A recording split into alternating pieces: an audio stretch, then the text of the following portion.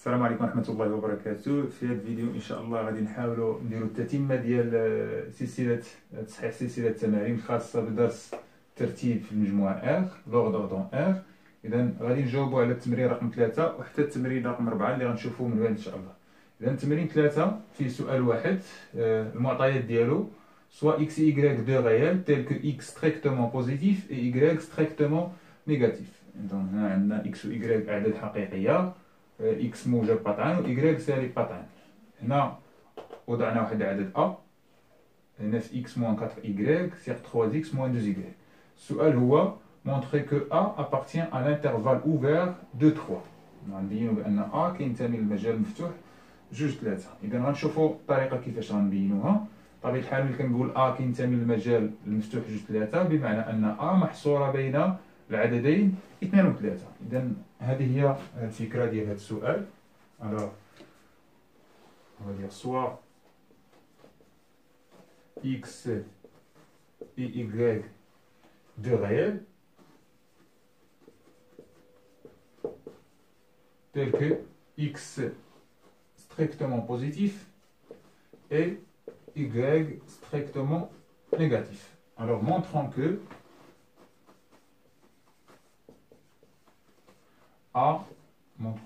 que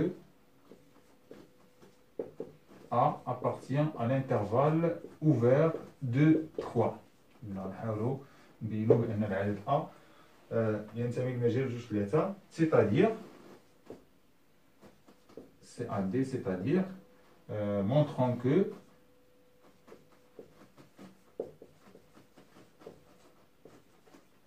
A compris strictement entre 2 et 3.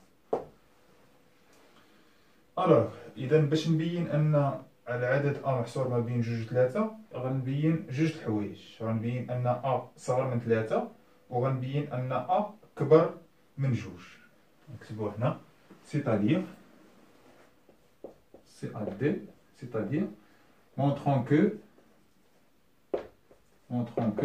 A inférieur strictement à 3 et supérieur strictement à 2. إذا باش نبينوها غادي نحسبوا الفرق، لأن بهكا بهاد لا فورميل ما يمكنش ليا نبين أن A كينتمي ل 2 3. إذا حتى إلا مشيت درت التأطير ديال هاد العدد غادي نلقى عندنا 9x موجب وناقص 4y حتى هو موجب، لأن y سالب فاش غنضربو في ناقص 4 يعني غيولي موجب. إذا هذا موجب وحتى هذا العدد غنلقاه موجب. إذا ما يمكنش ليا نستنتج بأن A محصور ما بين 2 و 3. إذا خاصني نبين نبين أن A صغر من 3 و A كبر من 2. وباش نبينها غادي نبين الفرق A ناقص 3 سالب و A ناقص 2 موجب. إذا غنمشيو نحسبو الفرق. عندنا A moins 3 égal. دونك غنعوضو A بالقيمة ديالها اللي هي 9x ناقص 4y على 3x ناقص 2y ناقص العدد 3. إذا من بعد من طبيعة الحال مسألة حساب هي توحيد المقام. إذا المقام واحد هو 3x ناقص 2y. إذا هنا عندنا المقام هو نفسه، غيبقى عندي نفس البسط 9x ناقص 4y، وهنا راه عندنا 3 على 1. إذا 3 غنضربوها في هذه القيمة، 3 عامل لي 3x ناقص 2y. نكملوا الحساب.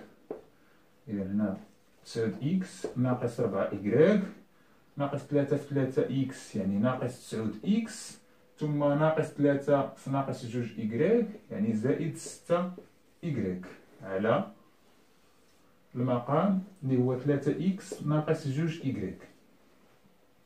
إذا غنحسبوا، لاحظوا معايا 9x مع ناقص 9x غادي تختزل عددين متقابلين، غتبقى عندنا ناقص 4y زائد 6y اللي هي 2y sur 3x moins 2y.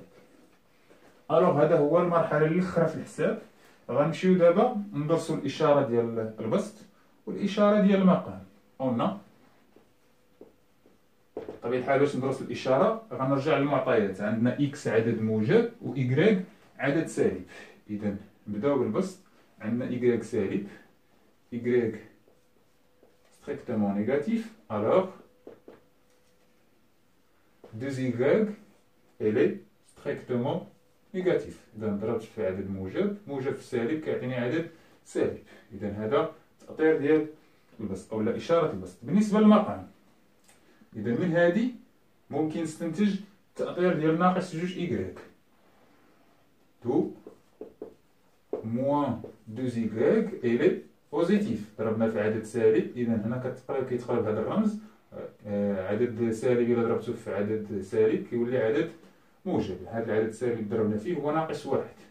إذا هذا التأطير ديال ناقص جوج إكغيك. دابا غنأطر 3 إكس.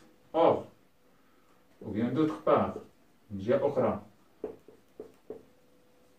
on a x positif. Donc, bien sûr, 3x reste strictement positif. علاش؟ لأن ضربت في عدد موجب اللي هو 3. دو إذا دابا عندي 3x plus moins 2y، يعني مجموع عددين موجبين.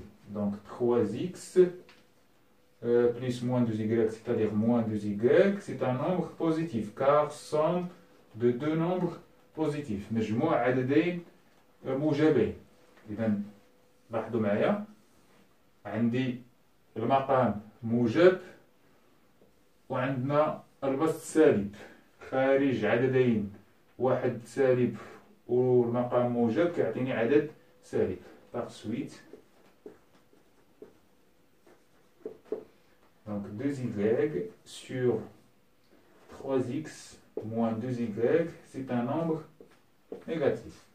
علاش؟ لأن 2y négatif والمقام كيف ما قلنا عدد موجب. c'est-à-dire a moins 3 est un nombre strictement négatif et par conséquent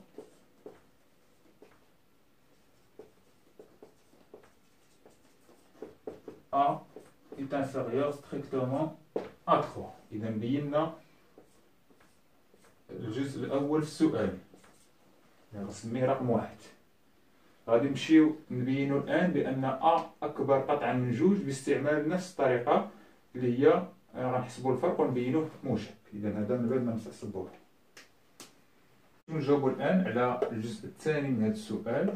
إجابة عليه غنبينو بأن A أكبر قطعا من جوج. إذا بنفس الطريقة on a A moins 2 égal، غادي نعوضو A 9x ناقص 4y على 3x ناقص 2y ناقص العدد جوج. بطبيعة الحال غادي نوحدو المقام. المقام موحد هو 3x moins 2y. هنا بقى عندنا نفس القيمة 9x ناقص 4y، وهنا العدد جوج غادي نضربوه في 3x ناقص 2y. نكملو الحساب. دائما عندنا نفس المقام 3x moins 2y. إذا هنا 9x ناقص 4y ناقص 2 في 3x يعني ناقص 6x ناقص 2 في ناقص 2y هي زائد 4y. إذا في هذه الحالة هنا غتختزل ليا ناقص 4y و 4y عدد متقابلة، وغتبقى عندنا 9x ناقص 6x اللي هي 3x على 3x ناقص 2y. إذا كيف ما سبقوا شرنا في الحالة ديال هذا العدد بينا بأنه عدد موجب. إذا ما كاينلاش نعاود ثاني ندير التأطير ديال هذا العدد. إذا on a 3x moins 2y est strictement positif. Donc, d'après la première partie. Concernant 3x, et بالنسبة للتأطير ديال 3x راه عندنا في المعطيات x كبر قطعا من 0. Donc 3x reste strictement positif. ضربنا في عدد موجب إذا كيبقى عدد موجب. إذا لاحظوا خارج عددين موجبين فهو عدد موجب.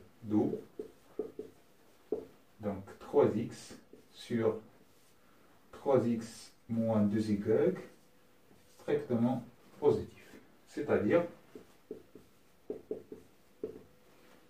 a moins 2, elle est strictement positive. Pardon. Par conséquent, ou bien par suite, a supérieur strictement à 2. Donc هذه غادي نسميوها رقم جوج كيف ما سمينا الحالة الأولى رقم واحد. Et on va dire de 1 et 2, on en déduit que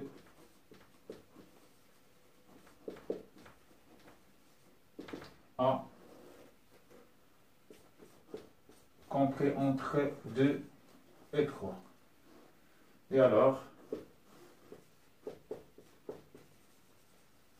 A appartient à l'intervalle ouvert de 3. إذا هذا فيما يخص التمرين الثالث. بالنسبة للتمرين الرابع غادي نجاوبو عليه من بعد.